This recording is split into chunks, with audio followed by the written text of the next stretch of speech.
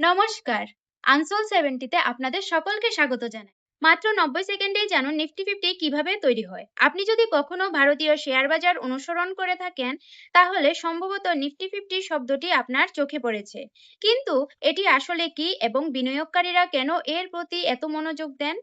Nifty 50 national stock exchange তালিকাভুক্ত 50টি বৃহত্তম এবং সবচেয়ে সক্রিয়ভাবে লেনদেন হওয়ার কোম্পানির গতিবিধি অনুসরণ করে, যা এটিকে ভারতের শেয়ার বাজারের পারফরম্যান্সের একটি প্রধান সূচকে পরিণত করে।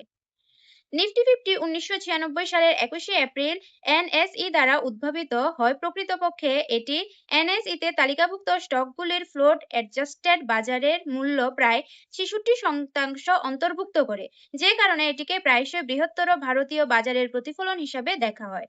প্রকৃতপক্ষে এটি এনএসই তে তালিকাভুক্ত স্টকগুলির ফ্লোট অ্যাডজাস্টেড বাজার মূলধনের প্রায় 66% অন্তর্ভুক্ত করে, যে কারণে এটিকে প্রায়শই বৃহত্তর ভারতীয় বাজারের প্রতিফলন হিসাবে দেখা হয়। আরো গুরুত্বপূর্ণ বিষয় হলো এটি বিনিয়োগকারীদের জন্য ভারতে ইকুইটি বাজারে প্রবেশের অন্যতম বহুল ব্যবহৃত উপায় হয়ে উঠেছে।